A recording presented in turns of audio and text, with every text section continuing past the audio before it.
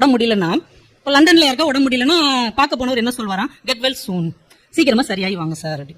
அமெரிக்காவில் உள்ளவங்க யாருக்கா உடம்பு சரியில்லைன்னா அவங்ககிட்ட சொல்லுவாங்களா, மை காட் பிளஸ் யூ, கடவுள் உங்களை காப்பாத்துவார். நம்மளால யாராவது ஒருத்தன் ஆஸ்பத்திரியில இருந்தா நம்ம என்ன செய்வோம், எலுமிச்சம்பழம் அளவுக்கு ஆரஞ்சு பழம் வாங்கிட்டு போவோம், போய் அங்க வச்சுட்டு அப்புறம் என்ன செய்யுது, முதுகெல்லாம் பிடிக்குது, முதுகெல்லாம் அப்படியே விண்ணு விண்ணுன்னு தெரிக்குமே, ஆமா கழுத்து அப்படியே திருப்பவே முடியாது, ஆமா அப்படியே எந்திரிச்சுன்னா தலையெல்லாம் கிருக்குறன்னு சுத்துமே, ஆமா ஆமா கண்ணெல்லாம் அப்படியே உள்ளுக்குள்ளேயே போகுமே, வயிறு அப்படியே உள்ள யாரோ பிடிச்சி இழுக்கிற மாதிரி இழுக்குமே, ஆமா ஆமா கஷ்டம்தான். அவருடைய மனைவி சொல்லுவாங்க, இல்லங்க நாளைக்கு சரியா போயிடும். யார் சொன்னா, ஆமா டாக்டருக்கு என்ன தெரியும், ஆமா எம்பிபிஎஸ் படிச்சவருக்கு ஒன்றும் தெரியாது, இந்த டாப் ஃபெயிலான ஆளுக்கு எல்லாம் தெரியும், டாக்டருக்கு என்ன தெரியும், அந்த அப்படித்தாங்க சொல்லுவாரு.